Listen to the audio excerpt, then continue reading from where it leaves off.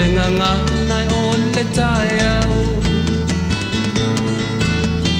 Ape o le la ua punitia po I puau E sau malu e whaasusu I laua la au Sa sala le punga la au matala uau E tio fo I Samoa whai o na tai au Le amatanga o le aso whao popo o le olanga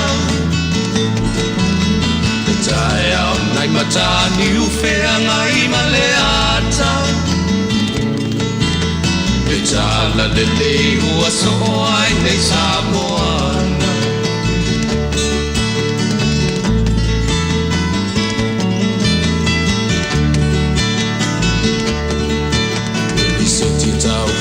Le sua malie o le vine ula Mapau whaunga o le lupe lunga o le moso oi pula Le langa ali ua pua ina mai lola manongi E aso ua foa ina I le Samoa moni E tio fo I Samoa whai o na tai au Le amatanga o le aso whao popo o le olanga Le tai au nai matani uwhea ngai ma le ata Le tala le lei ua so ai nei Samoana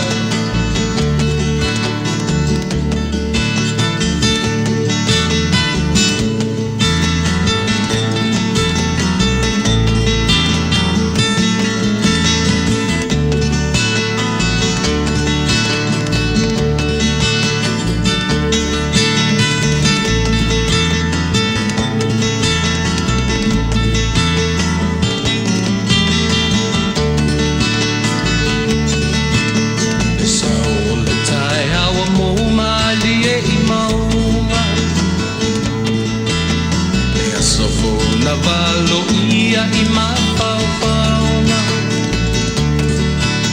Le vihinga ua whaako ia tuile matai Tangata soi fua ua oli oli ma Faafetai Le tio o I Samoa whai o na tai au Le amatanga o le aso whao popo o le olanga Le tai au nai matani uwhea ngai ma le ata Tala le lei o aso o ai nei Samoana Le tio fo I Samoa whai o na tai au Le amatanga o le aso whao popo o le olanga Le tai au nai matani uwhea ngai ma le ata Le tala le lei ua so ai nei Samoana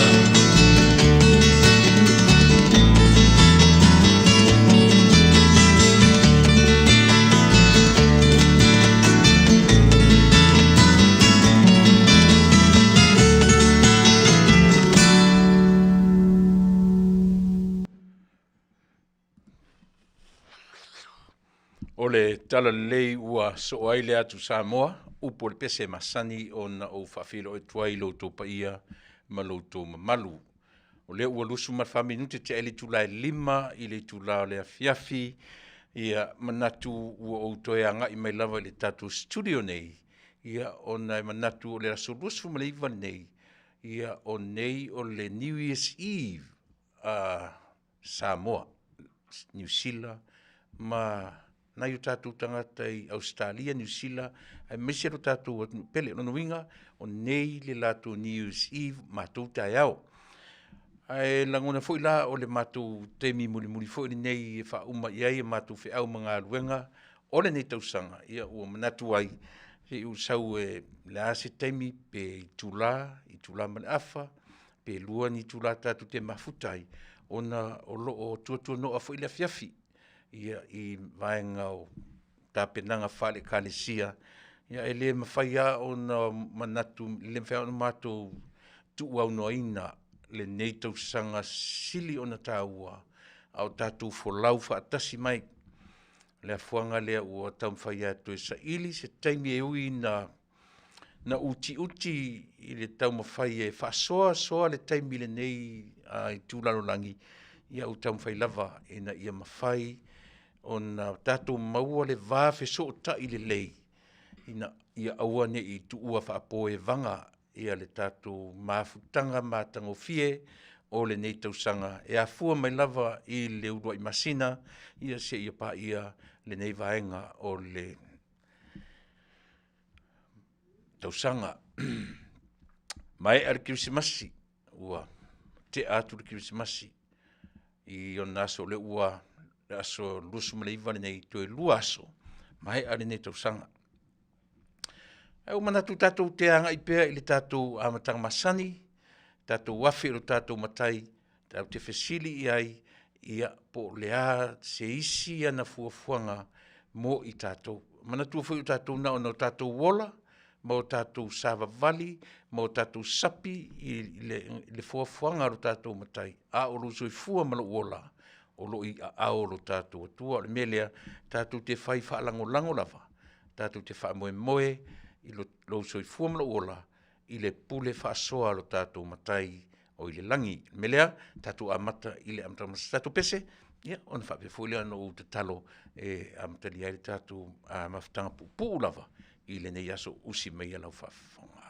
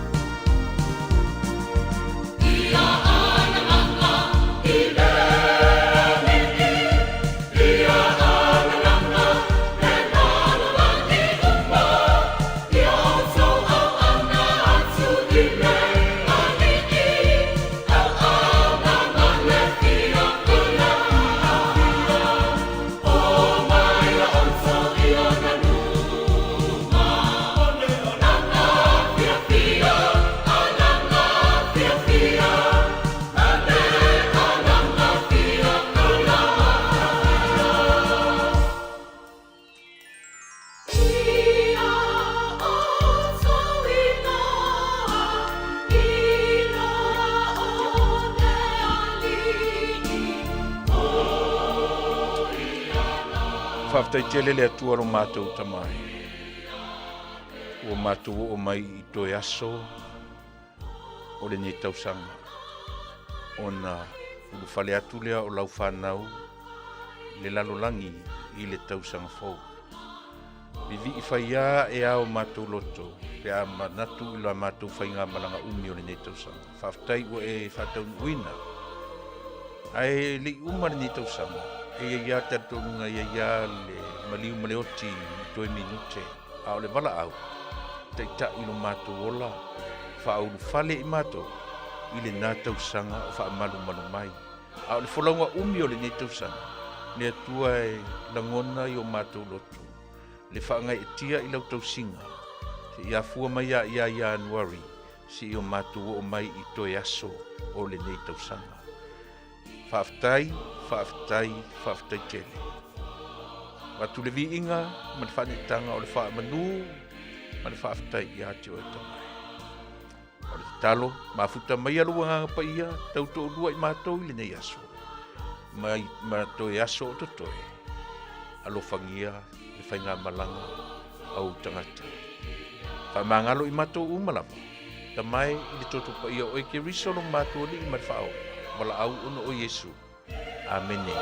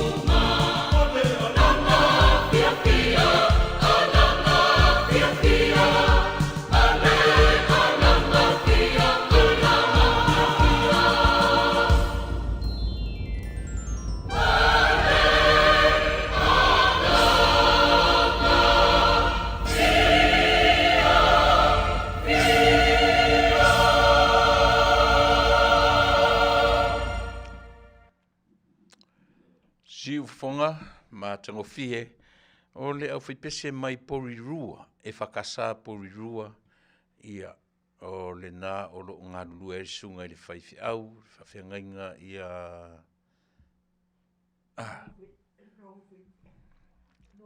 nove vai la au matwhatua ia mai le mamalu o le kalesia le ala iei le au whaipese le pe i sa latu pese ina le pese a la langa atu ia.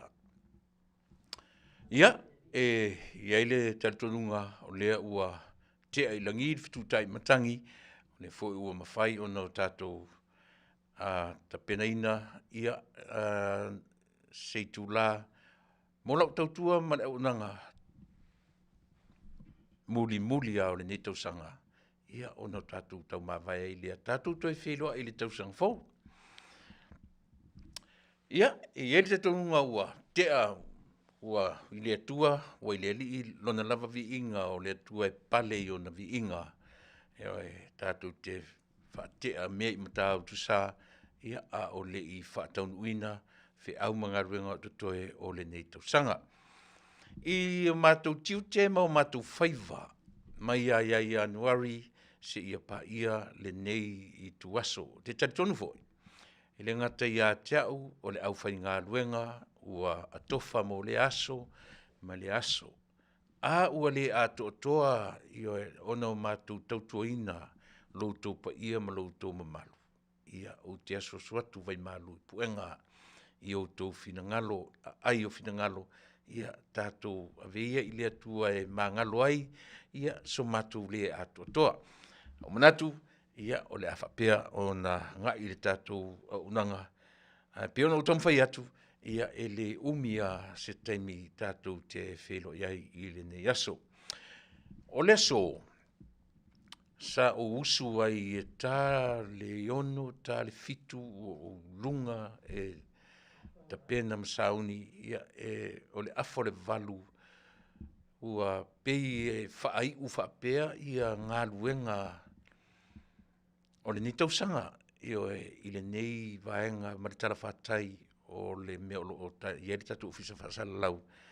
Ia ua le whaelonga ina i se soifua fou e ola mai ia a o se tina matua. O ana nei na whale lau wasi ai. Sa o iai, sa a wai atuai le tatu tautua ma le aunanga. Ia i le tina matua. Le sunga i le alo le maritoa se iuli, fionga i a whaumuina vi neta, noa, tanielu. E lua la sauninga, ta siarte mi na paiona toe sauninga i le so, ta le afo le valu o le family service, ia so o loa ma le service tele, ma le afo i whaingalo tu tele, a le pulenga sa ngā lue mai eile nei tina i tausanga e tele. Ia o vineta o na matua o whaifi au. Pi tasi o na matua sa pi o isi a whaifi au sa ngā lue le fioanga o vaiala i tausanga e tele.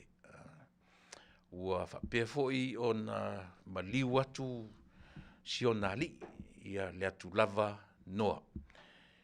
O vineta e iailo na talaanga i le meo le whatuina o ekalesia.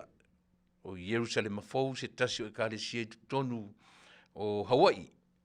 Ia pei o ila ua nisi o original members, ia o po founders foi o le ekalesia i Jerusalem fou i tonu o le ai o Hawaii.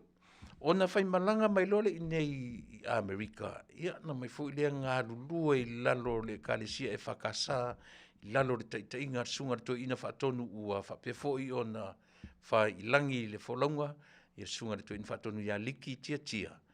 Ia na ngā lua ila i lalo le tina matua lea, malo nā li ia pete iane u whina ngalo, se i whase tua ngalu, ia ona mai lolea ngā lulue so Vineta and the husband o nisi o founding members o le ekalesia ua taua o le vai o le ola. Sa ngā lue ai le sunga to ina ia Andy le avasa, le foi fto amali watu le amatanga o Tausaga nei. Ia, sa ngā lulu e foi o vineta masionali o le atu lava Taylor Noah. Ia, pe ona ufai atu o ila ua foi o isi founding members o le kalesi lea o matola sa matou ngā lulu e whaatasi ai ia masilo matua lea o leva la le ona soifua le lo matua malona soifua au auna a o le i anga mai nei o se lo matua ma nei a mori mau le lo matua la whanongolongo o mori mau le whanau o mori mau i latu te loa wo mapaanga ia mai se fo i mori mau la uwhainga luenga o vineta sa whaia onga i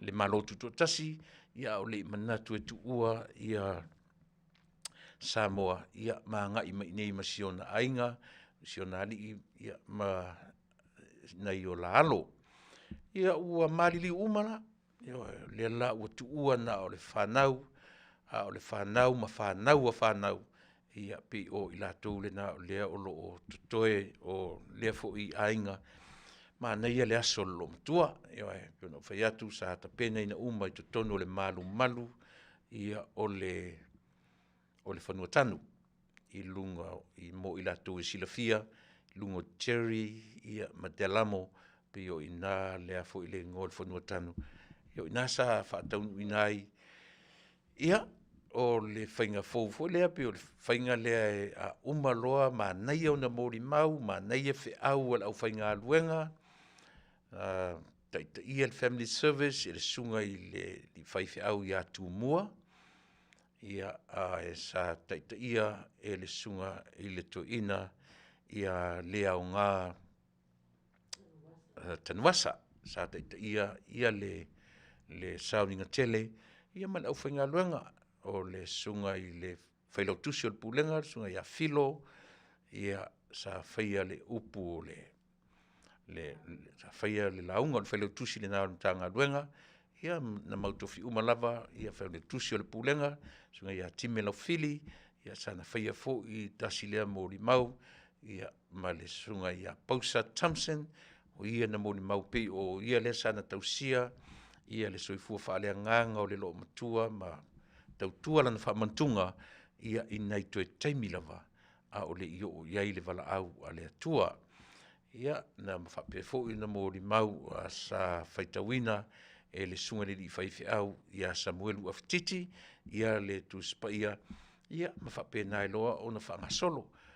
Ia manatua na sila fia i nisi tatou sa whaia i lewa i tutonu upu muli a le au whainga luanga, ia mausu ai le pese fo i lea le kalesia e whaatofa tuai ia ilana au nanga lue mamatu tau mawai ai ia ona toso e se atu leo lana pusa ia o lo whapea lava ona lona sa tu lou toso ina atu lona sa ia e whaia iai nisi toe sauninga ia o le sauninga fo i lea ua tapena ina i tatou o le whaaliu lefu ina o lona tino malu o lona tino pa ia po le tue ngā vai fo le tau ua whapetani e tatou o le cremate ia e le tue anga iai ni e tatou tala i ia fo i ono le lava ua talia lau tele e lo tatou atunuu ma le au kerisiano ia ona o nisi o mafua anga tatau.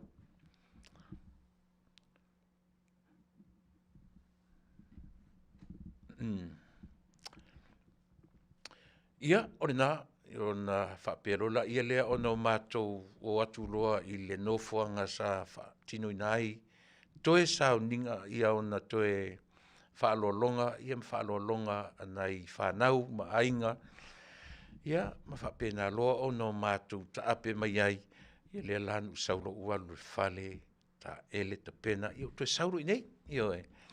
Le e foi la iai le whamoemoe o lo o tūlai mai pe a maia ia la utautua mo oe i le nei tū la Afiafi. Ia, lo whangia e le atua, ia le soifua ma le ola, wai a ao le ola, mana tua fo ia o le tatonunga lava o tato.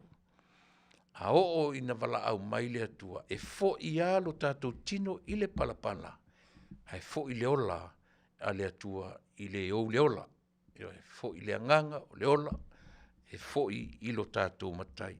O isi mea uma, ma mea ia tātou te whaapea mai o le whaamasino ngā le atua, e mea nai le o isi lo oe, i le mamla mai au, le mamla mai tātou, o le mea nai ngata i le tangata malona atua.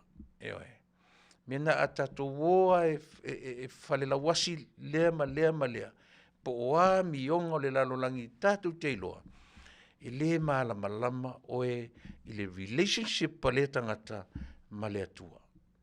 Pēna salamo ina final minutes o le ola, ai li tōre manawa, o le mea na e le mawhai e i tātou, o na whaamasino le soifua ma le ola o le isi tangata, le mea ngata i le atua. Ia la tātou ola e whaamasino le isi tangata, a o le ale mea le atua o le awhai. E oe, tu upea le whaamasinonga, i le atua e au le whaamasinonga, a o tātou la vaia. Tātou te oe mōri mau le soifua, ma le ola o sia tangata, po ai lava. E oe. Ia, e ia li tatununga, ia o le awhapena o na. Iai le langona Faafetai le tua, e ui ona o lea pe ua whauma whaapere Tausaga i nei whanau, ma i la taufo i na malanga matangi mai ala. Ai le o so tātou loto, o le fina ngalo whaito o tasi o lo tātou atua, lea pe e fōringa ua whauma iai whaapea i a whi au mga luenga o le nei Tausaga. A o e whawhongwhonga mai o e le wō mat paanga, o lo o iai fo i tūlanga whaapea nai to tonu o le li o whale ainga. Ia. Tātou pe pese lea, e a vatua i alo whaanga o le si ufofonga o le tai au fōu. Ia ma whaamaisenga i le whanau, ma ainga tangi mai ala, ai a whaapea fo o tupu fo i lau ainga, o le pese lea. Tātou te tau whai, tau soa whaatasi, to e taimi, ia e ma taimi whaanoa noa, e le controllinga o e mau, e le pule le whaanoa noa i lau soi fua mla ola, e pule to tasi le atua. Melea, tātou ori. Faafetai ua sauwhanga le malanga a le tina. Usimene whafonga, tātou langi le pese e whai ma tātou pese au walofa. Oh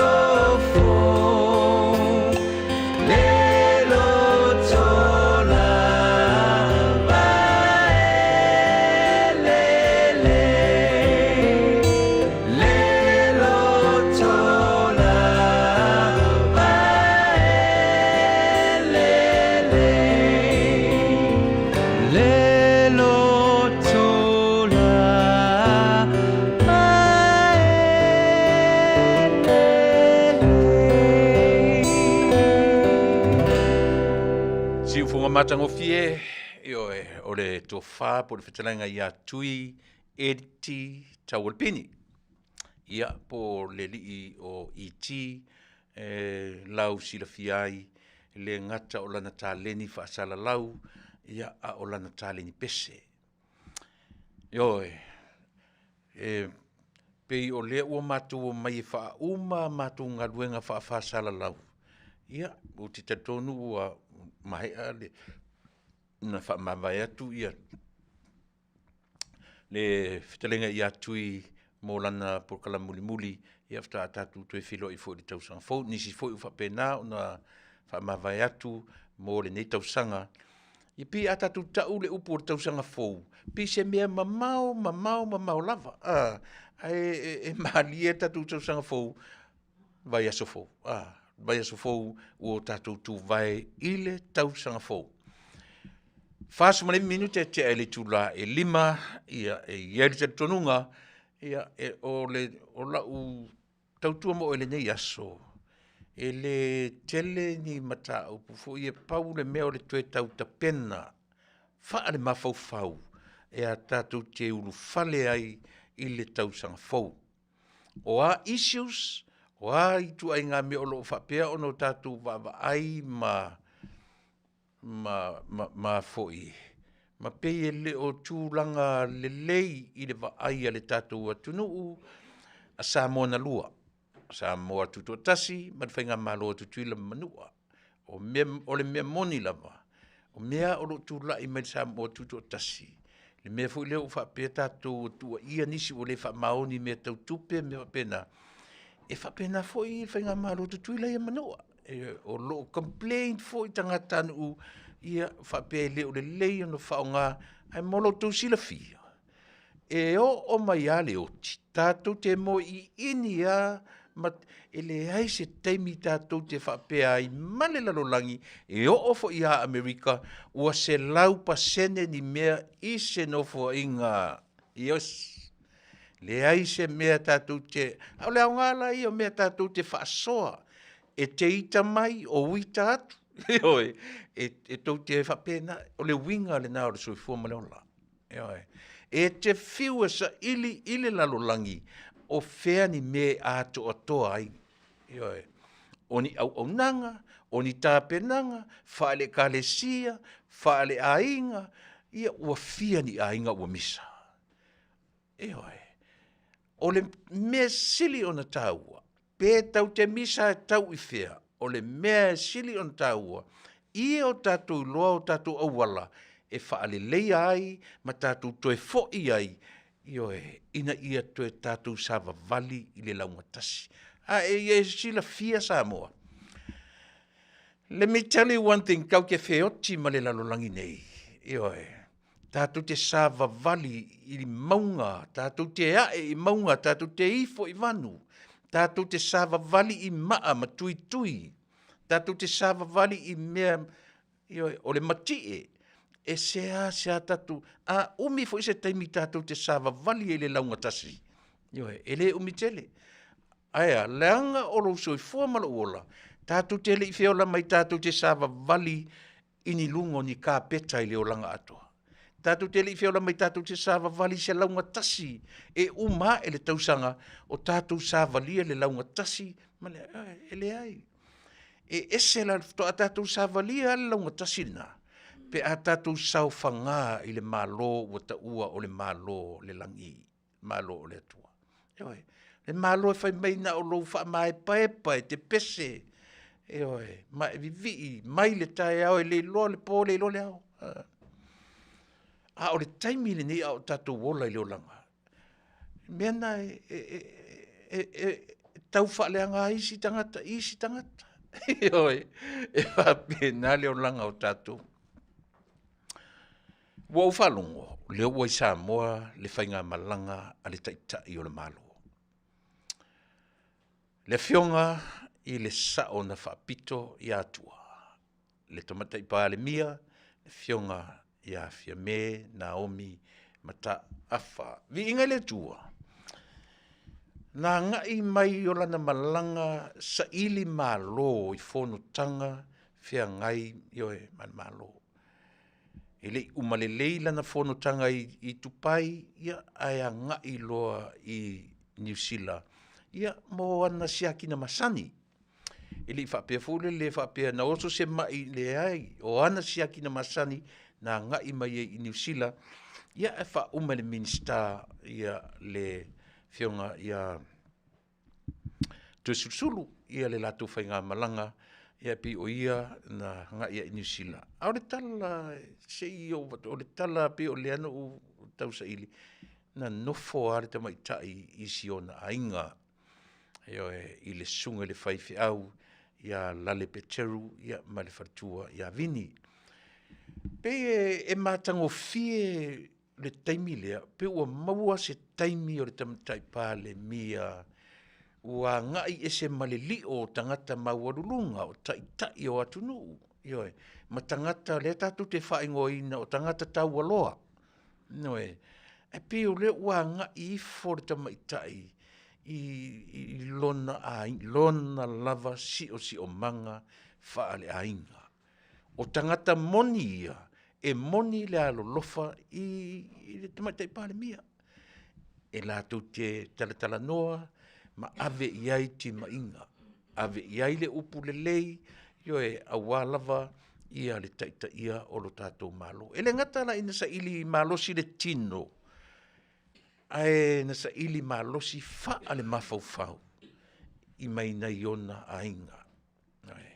I le inofo i se 5 stars hotel. Pe alua ini tupe ale malo, pe ia mo le taimi umilena, pe o le tele o le taimi o le tamaitai, ia sa fia ngai lava, ia masiona ainga. A o tātou ta pena la mo le tausaga fou, ia lea la ua tau whanua, lea ua i whanua, ia le tamaitai pā le mia whaafouina, le malosi le tino, le mafaufau, sili i le anganga. Wa watu ma le tangata fou, se i toe soalau pule mea o lo vivesi ai lo tātou atnuu.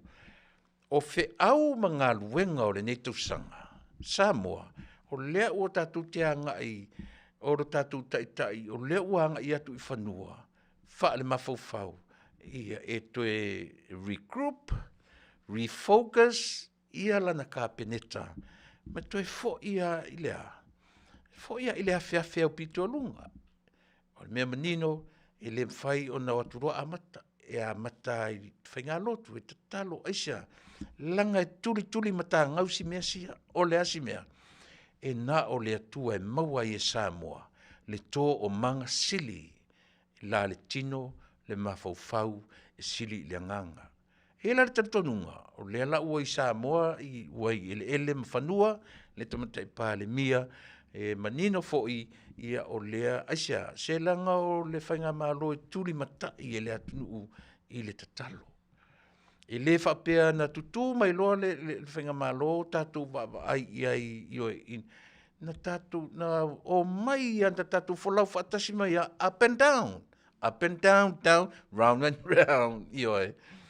Whapea nā, le i sāwa vali se ka peta launga tasi, right from the beginning. Na e vanue, sāwa vali I mea patu, tu I atu I le vai, tu I atu I le vai, sulu atu I. Aisea, whea fo I se mautala, mani mauwha matalanga, mani aisea, e whapena le winga o leolanga. That's our human nature. O le natura lea o leolanga. E whea ngai tātou, ma whita, ma whaingata. E le ai loni tangata tau whaaleanga. Le mānei alor ta alonga. E ta tau ana iai ni lātou. E au ngā fo le for motivation. E motivate ai le. Au alani tātou whaanga ina le to mo le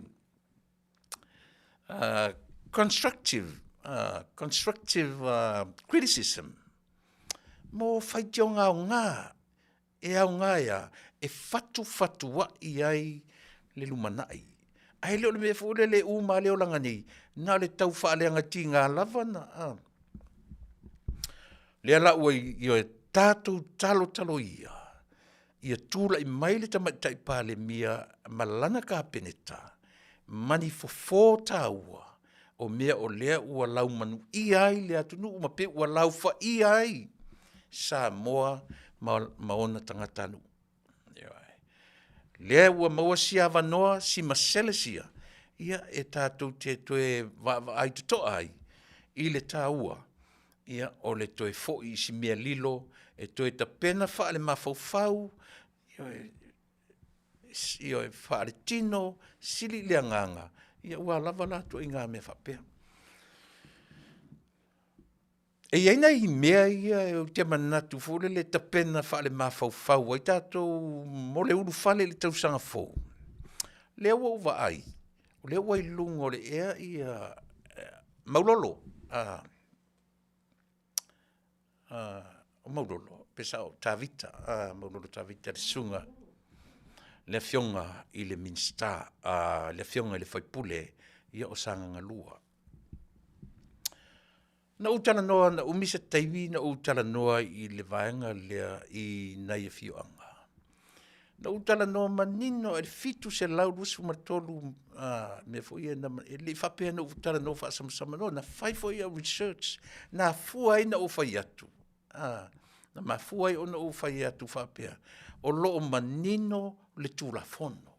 Sau whawhai pepa o le tūlafono, mai le Tausaga, ia le lan tatou whanongolongo wha manino e maulolo, ia le a mata me le tasi valu fia, saini pepa o le whiangainga, ia I le tasi iwa, tasi, siva tasi leva. Wha solo mai le tasi iwa li malua, tasi iwa ono tasi iwa ono tolu, ai manino. Fo I lea na ufai atu, o mea tau tūlafono, ta oto ile au fai tūlafono. Pato le upuna au mai e le prestene, le sātere rapi. Ne eiso toi malosi, e le te toi ilo inai meia. O ila, le mele le tam fai tulituli atu. O le vāwheso o tai, o alii ma fai pule. Mo le soa lau pulenga, e a fua lola ona tāua upuia. O le kerisiano, o le anga nuu, ma le tūlafono, o te manatu e nino mea ia, le nala ina u, ava ut fo I la u por kalame taluai. Lea ua whao ngā se mai fo I lisi au fai por kalame. Lea la ua manino, o le mea tuli matai, o lea ua mai ele I unga wha masinonga. Moni, e le toi esi tatou me whaia iai, a o le mea lea ua tūlei mai I e fioanga, e o e soa lau pule. O le mea manino, whai o eur Samoa, o a ur Samoa, o tātou o Samoa, e wha maua lunga le tātou tala noa, o le Samoa, e wha aloalo, e alofa, ma wha aloalo. O langa tū malananga, nu ura nā, e mi mita ai Samoa, I le lalolangi atoa. O lea, o langa tū malananga, nu, o le alana tū malananga, alofa, ma le wha aloalo. Pe o mea nā lua, love and respect. E te tala nolo I se Samoa, e wha maualunga lava Samoa, o lana tū le nā malananga. Le nā la tuli matai, e le tā whatolu lea, o lea, anga nuu, wha kerisiano, ma tūlafono. A whai laua, ma whai unga tūlafono, moni le fionga whai pūle. Tausaga ua mai, pau le mea o tātou mautinoa. O le whainga, e whai ai le vā whea vatai o le isi Samoa, I le isi Samoa. E leo tuinga whainga lea na tātou mata I ai Samoa, a whai o le manatu, ua manu māloa whenga I le whamasinoanga, whaau ngā la le enforcer. Who is the enforcer? Who enforce le tūlafono? Whaau ngā la leo. O leo eo a whape ua uma, pe afe Tausaga talun fai mai le whamsinonga. Le ia iala o mea. O la leo. E whai ainga. A whape ua umina. O le wala na o mea. O le wala file mu. O le whao ngā lea. Tūlafono. O leo whape o tangata nuu. O le nuu. Ma le fioanga. O le mea na o le tuli. O le mea tonu, vailan mamau le tala. E leo se tau whaaleanga, o le mea whatupu manatu, o le mea whatupu langona, O le mea whatupu mawhau I tangata uma. A whai ua au mai le whamisinonga. Whai la se whamisinonga. Whai la me le whamisinonga. Whao ngalo leo. Wa le law enforcement. O la tau e enforce tu leia ia le whai unga tu la whono. O leo la o ainga o tau ia. Ua ta tau o na ta pena o tau mea. O leo ua whai matu la whono. Ua ta tau o na tu ese. O levan tu uava no tu la whono. Ngaluenga lana leo. Ai le ma whaina o atu whapea. Mea lana tau o lea. O lea ala le tau le vai tato. E sao pese se. Na ona tu uifo a whale ma whau tatou te Ulufale ma tatou I le Tausaga fo. Na ona wha manatu pea I le e whaile mea o le whetu unai. O la whetu unai o le tangata. Ai le whaia whapea. Tatou te le fia wa ai I whainga ia. Po le a le whai unga le whamasinonga ua mai. Po le a wha le saua maurolo le tau tom whai whamala malama. O le ala umala malama anga I le saua maurolo dunga le. Faafetai. Mau se ava noa saua I dunga. Ina te tau wha. Ai pe fia afe Tausaga. Talu na whapea. O le Samoa la vaia. E iai le me ta ur soa lau pulenga. O Samoa la vaia. Whao ngāta tau la leo. Leanga aisea, o le ngoa leo. The law enforcement. They enforce the law. E o tu lei. A ua avatu le whai unga. O la le fionga I leo. Whamole mole. O whaitaunga luenga I ainga ia. O leo ua mai le unga whamasinonga. Whao ngā le tulafono. E o leo. Ave ese ainga. Pe a whai. O le nā o iai. Ai le o le tua inga whainga lea o le watu whapea o le fioanga.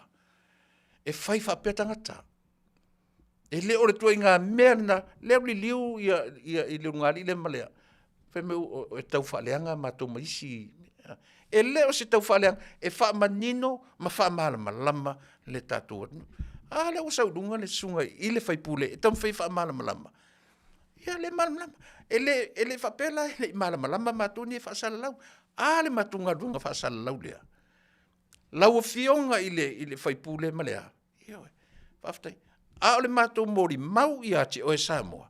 O Samoa ua whaatala le leia. Whaonga leo e whaonga e whailora tiute ma whaiva. O a tiute o leo. E leo o tau e watu ma masini ma ili afita ili ma whaaleanga. Langa ili evatua whapena se whai unga whamsinonga. E le whai atu whamsinonga ia o tau. A whenga ia o lea ua umana ave le fia masina. Umana ave le fia Tausaga. E le usita ia olo matou mea ia e me whenga lunga. E tasua I lalo na iei se whai unga whapena. A whaila me. Ngangana mai la le sunga whaipule. A whaina avatu whapena se whai unga whamasinonga. Le me le transparency mole loa ma le sila fia le atunu. Ma le lau te lenga o Samoa. E leo manino la me le tala noa tuai. E tala noa le lei le mawhau o tamai. E tala noa le lei I le mawhau ina ia. Maua le soifua ma le ola ma le soa lau pulenga. I le nofo le lei o tamai. Mau te leo whatu pua se vevesi. E pei o na wha e le ungani I le Australia. Le tu te whaafonga le lei mai ia I le tala noa. Na tu te whaafonga le lei mai ia. Ma tu te lo toi lo tea se tu la fono. Ma nino ala o tu la fono. Meta paperwork, legal documents is there. E le toi pa iai na tu se ia vangana. Toi maua eni me o ieni lape la pe I to tonu. E te tau o na toi va iai. A o ma tu tiu te wha sala lau. Va aisi mesia. Aisea, leanga o le Samoa la vaia. Pe fai tau afe Tausaga o fai me o te tauna. E le mawhaina tatou o ese matu inga mele o lea. Love and respect. E oi. E le mawhaina tatou ese matu tatou nono whulalo. O le mele tam whai atu, mau lau fionga I le li whai pule. O nā sao, e le eima se me e se ai le mena e te amaia. o le tulafono lea ua faapea ua fai mai tulafono o le tausaga lea ua faapea ua fia ma se lau tausaga talu na ave iai le faiuga taunau ese e lē o le mea lenā e tausaʻili atu e lē o le mea lenā maulolo a fai o le faipule atamai e lē o le mea lenā o loo matou saʻili atu o lea so lē nofo faatupu le filemu i le atunuu o le uiga tonu lenā o le fai atu Ioe, mātou te leo saʻili atu po le hale tausaga, e fia tausaga, e fia masina, e fia aso, fia vai aso, e fia tausaga. E leo le mea na o saʻili e mātou. Le ai. A le nā ua manino ua taoto faiʻuga tulafono. E saua i le tasi valu, sau i le tasi iva tasi, sau i le tasi iva limalua, o mai le tasi iva no tasi, tau whanau na. Se vai le umio ne mea. O mai le tasiva ona tolu, saulu mai le tasiva lua tolu tas, o a tausaga na fai ai faamasinoga mafai, e lē o le mea lenā o loo tulituli atu. Eoe. A tutoe o toe vaai lau polokalame, manino lelei. Eoe. E hafu ai la, ona o lea, e sere vaai ma le faitau o le tangata, i lona tūla i mai, la tasi le faamai. Tasi le mea o le e maua e o tātou. E tū lai me lor tangata i le taimi. E le ngata o se faipule. E le ngata o se matai o se ainga. Faafetauli au lau tū lai me tono ainga. E tū lai me lo se si e sao se ainga. E tau mawhai lava lena. E o ai mo mea o lotu. E o ai mo mea o ngā luenga. Eisea, e fi nau le tangata i lona tau le leia. E fi nau le tangata i lona taimi. O le ale mea, ia uma e lo taimi, ia uma lo taimi sao, e whaia uma sao se ainga, ua te le se suinga. O le ainga. E fesili tangata, le ale mea le sao le na whai. Whapena fwoi mea o whai whiau. E tinga ana la tu le sfife au la tu le falisa te le fto uma na faile musanga e la tu foi le sfife au tam faia e so ese mea e ta o foi lo na ia vai taimi ese se pesa e o foi la mene o fai pule e su elo na lanu e su elo na lanu o le winga na le se tau fale anga la por kala mele faia tu Samoa fale a onga le mea Fale a onga mea. Eoe. Tusa po lea le fai pule. E o fala i meio, te vai fala i a Tuilaepa. E fina uoti Tuilaepa, aisea, o ia na lele i Samoa. O lana fina unga le na. A lea o te fai atu. Tau te fo ilo le upu e tau o le development. Se selom Tuilaepa. Eoe. When you go back to Samoa from the day one, nga develop mai a Samoa from the day one. Ina ua maua le motu o Samoa. Ele ino fun, ai, nga develop. Na atia e. Atia e oe. E sau o le kalafale, sau lunga. E pe alu alu o whape lunga. E oe. O mai ina ua taunuu le tala lelei. O amen tatu vaia. Ua atia e nuu. Ua fioanga. Ua whatutu wharesa. Ua fai lau pi tau a e i o u whangala mo nu pi sa TV. He karo. Maua malea. Maua malaunga ngana. Tusi. Well developed. Ea. E se sepe sa o le mele whai atua tatu au nanga. E tau te olo le upu le o le development. Po le ati nae. O le ati nae.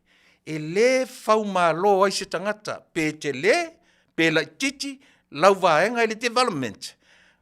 Nkako o le sao a toa leo Samoa. O le sao a toa leo Samoa, se ia o mai na tuto tasi Samoa, the very first prime minister of Samoa, ia natu te loa. Te lelo na sao development. Sao le si palemia, umatu le teimi o le palemia, sao le, I want to say pale mi fai mai o without me ana le ai au ele fa pesa mom fa pesa that's very I have no idea I don't know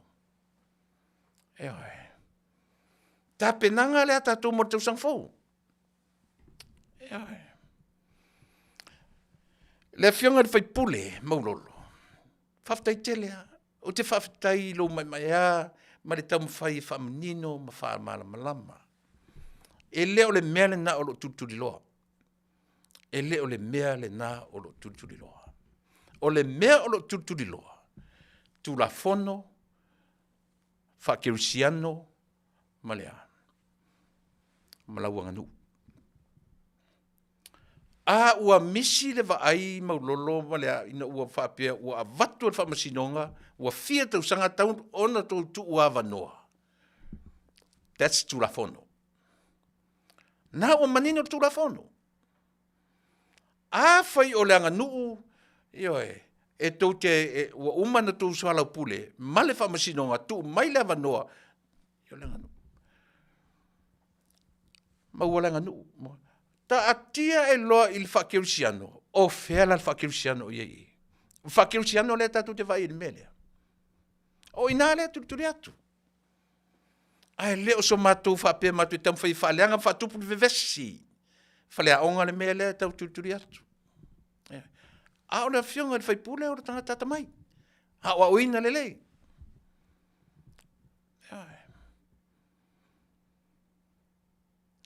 Manino le a toto e oto te whaalongono manino le lei ia e lau tuat.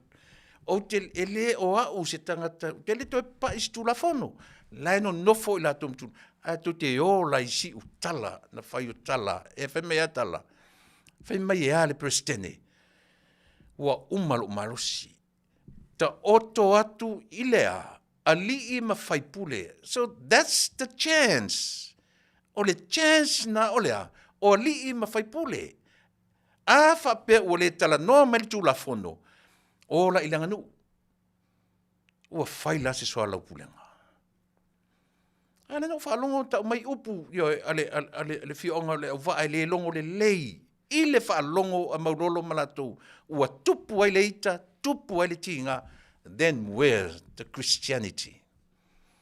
O fea o iei le Christianity pe whapea o le tinga ua tupu ona upua o fea o toa ni soa lau punenga.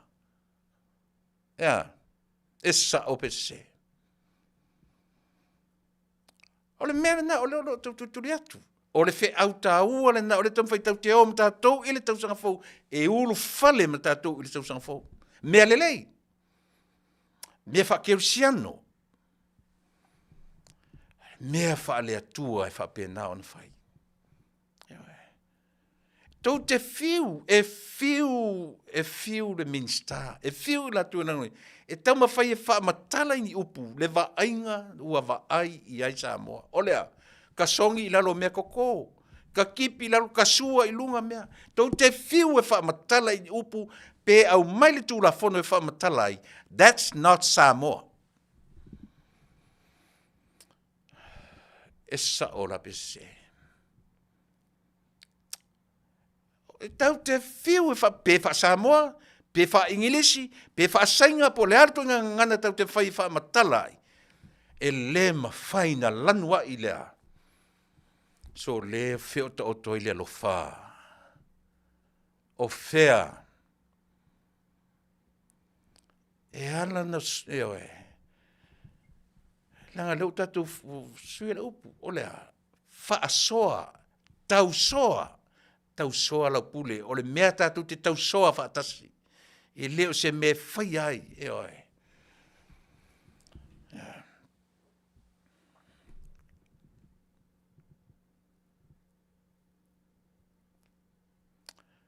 Langa le te le so whai tau atua. Tuilaepa sa whaia e lo grandfather. E nga kali le malo. Ua le koe kalia. E le whamasingonga o whangua masuafangi kala mai le vavau. Le ngā ua ola ma mauku a inga manguu i o lātou whamasingonga. Ai e le mawhai lava e se tasi po o nisi o na toe ave ese nai a inga ua loa o... Ia, Faafetai televise moni. Pate leo le vaenga na o lau tala noa. E leo le... O lau tala noa le tamwhaitu. E sa ili mei e tolu leanga o le tolu lea. e o lea e wha ma mafa, e le whainga malo ma so se tangata nu o Samoa, o lea, o le fui tolu o lea, peia o le fui tolu o le wha masinonga, o le pāle mene, ma le kāpeneta, le fui tolu na, e tusa lela ma le fui tolu lea, o lea, anga nuu tu la fono whakirusiano. Lea, mea tonu ana o le tau tuturi atu. E leo si tau mwhai e whaave vesi lea tunu, Faafetai televise manino, Faafetai. O tei, lafo mai e se tasi atia, Faafetai. Sau e maritau whaaleanga leo rungari ina whai mai, aisia, i le mai mawa i lau taimi, langa isa e le tutusa o matou mawhauwhau. Whaaleanga, laura ngaoi, ngaure lau mei o isi, lauro ai pipika o lana me tau lai pipika. You tell me, levano uru ia le ngari ilea. Levano fa ia i famole mole. Tu e lunga tu wata na tu te mai ai ma fa le ngai fa pena. Io e. O ai la o ko le pepelo il ka fa le ngai. Ja. O ke akai, o ke akai le fa besoli. E o mai mangi fa mai o mi fa lunga o penga ta fa le. Ale la ako le o marka usang o le o ke lu ia ku ko nge lunga ka anga le mai ya me ngo ka pepelo tau fa leanga ai a fa pela ku ke manga su e menga o fe sili ko kamanga le lo fa ngo ia fangu fe sili i kamanga nga kongu ku ke mawal menga ku ke fa mai ai yo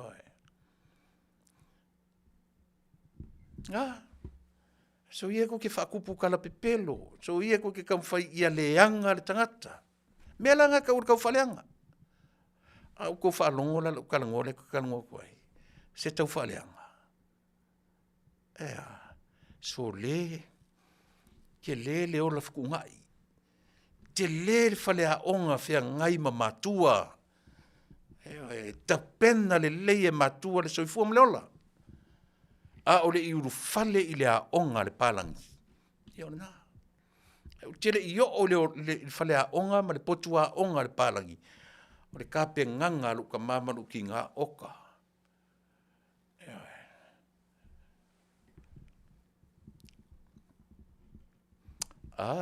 E lunga maunga pupula mata o lo uanga. Ia e fui ke mi uma pe a faia so le ke le loa lo fai tangata e le loa le va fe loa i mai sata ka pe nganga u ke fa mawalunga ai not so much o kongo le potuaonga but between me my parents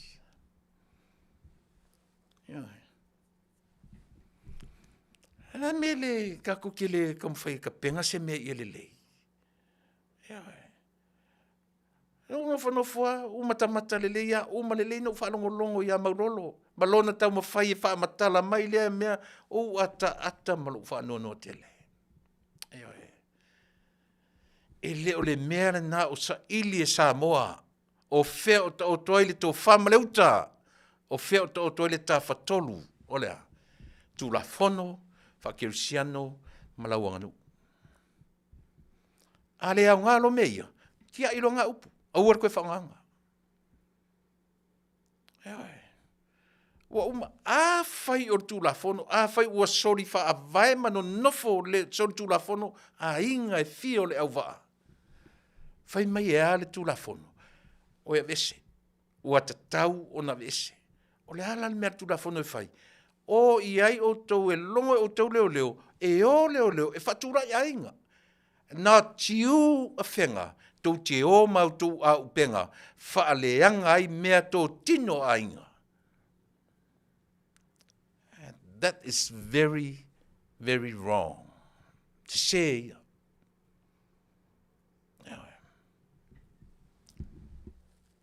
Mea nai, tau te o matatou? Tatu te o matatou so sesia sau i e te la ufasoa. E lono winga. E au i o le mele, Au te lei te lan me langa e tatau, a whape ainga iai, a whape, e tau neita, e oe. Ai lem whaina tu ua, lau vaenga ma lau pito la au, e tatau, ona mala malama, ona manino ma mala malama. E oe. A le ufai atu, ua sau maulolo, ua ilungo le ea, fesili atu iel fai por kalame, au mailo na sila fia, ma lona mala malama, ma pepa o whamasinonga. That's it, oma. Le ua mai unga whamasinonga, le mase mo i le lei. A le fesili tuloa. Na fai atu le whamasinonga tu te o masini, ma tō o mani iliafi, o na ua uma, ua lewa na ave ile avanoa, ai le fai, na fai atu la whapena le whamasinonga, tu te o ma mea ia. E tasua ai, ma tasongi i lalo me to ma whaleanga me to ai. Na whai atu la se whai ingo whapena le whamasinonga. A o le a le whalangina o leo, i le whaperetania. The law enforcement. They are the one to enforce. A whapera ue, to o le longo leo, o atu leo, e longo a inga. A e le o tātou, e o atu, vaila te leo le mele o tuatu ai.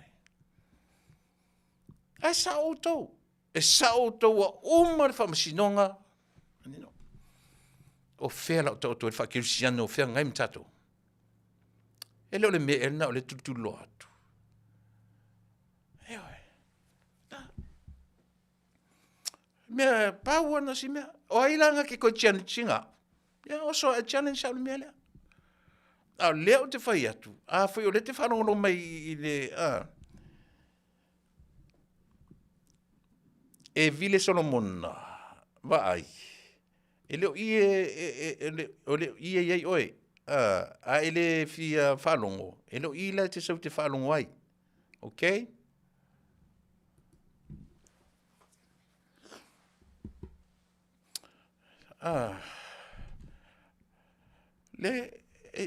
Si amainga se si i pia whapia e fia potora o tana no i ate oe. Si amainga se si.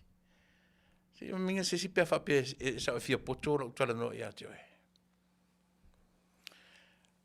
Samoa. Pe kolu se furkausanga. Pe wha se furkausanga. Pe se lautausanga. Na ave ua feoti atu lea unga tupulanga. Feoti atu lea unga tupulanga. A o Samoa la vaia. O Samoa ua uma na whawhile mu. O Samoa ua uma o na whaatala lelea no matter what. Pe afe se lau kausanga karunga mai lewa ngoa ai le soli pe ainga. E au whai atu.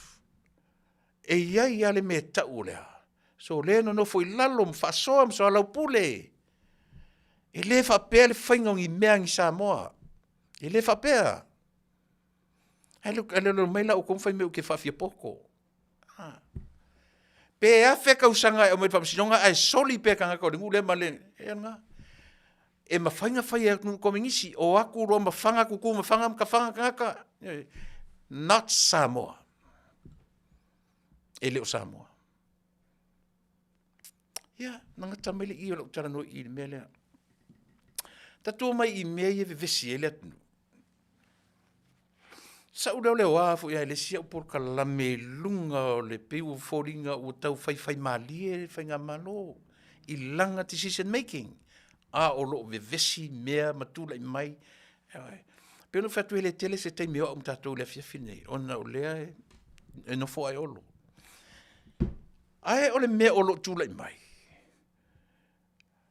Vesi sa i linga. E su e Sam.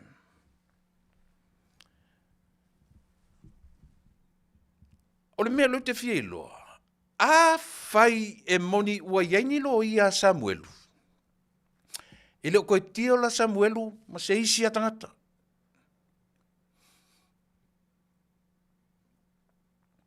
E sa o le mea lo te fai atu e pele ai.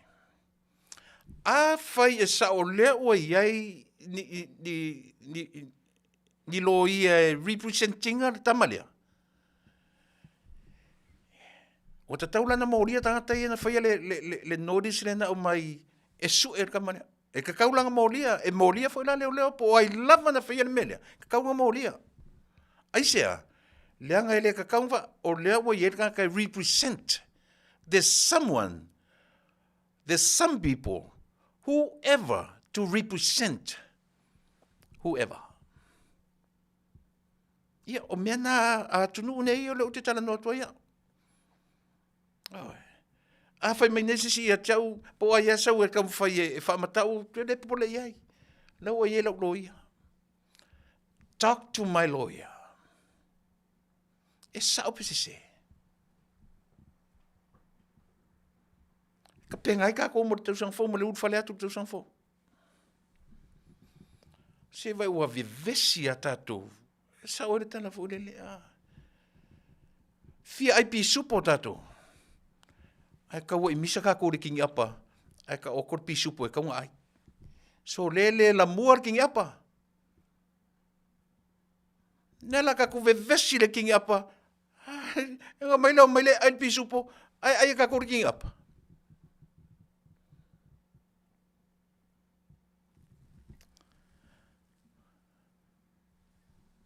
Samoa le tunu pele.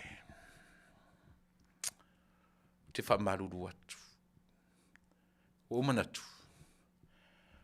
O le matu tautua muli a lea mo oe i le nei tausanga.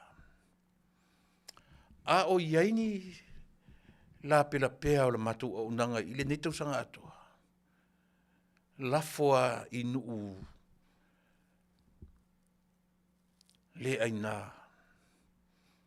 E la inai, e timu iai, e palai. Ni o mātou se, ma ni o mātou leanga.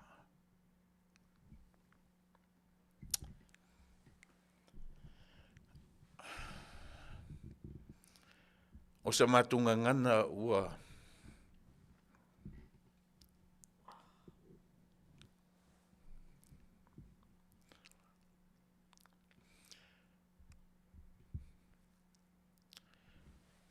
le tau te maari i lau whawhaonga ni tu sa whamangalo. Ao le mātou toe mai ate au. Whai masui o lau whai ngaluanga. Faafetai telea. Faafetai mo ni tausanga. A watu ele atua ele malosi i ina. Faafetai atu ina. Whai titi mo i mātou. Tātou tau whai maua. Leanga le lei whaaso ora tātou atua. Ta elo wola le nā tausanga fau. Wha manu mai. Ia a oso mātou wola.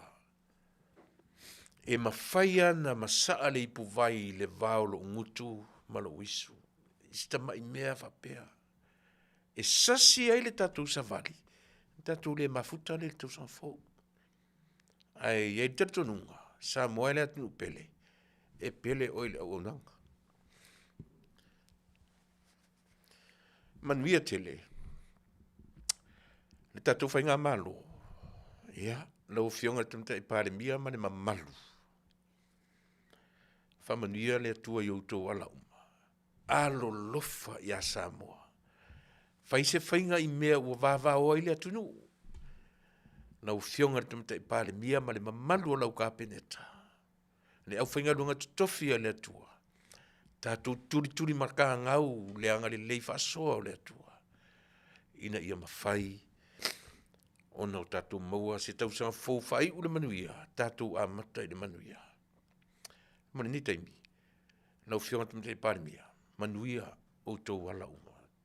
Manuia o tau tāpenanga mo le nā tausanga asau. Manuia o e Samoa. Tātou wheloa i le tausanga fōu. Soifua mai e manuia.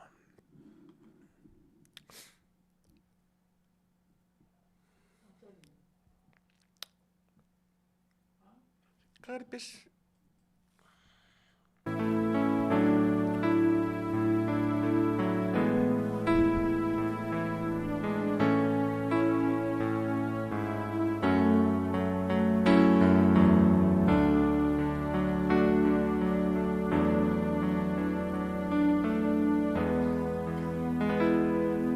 No Taunuu moni tate fi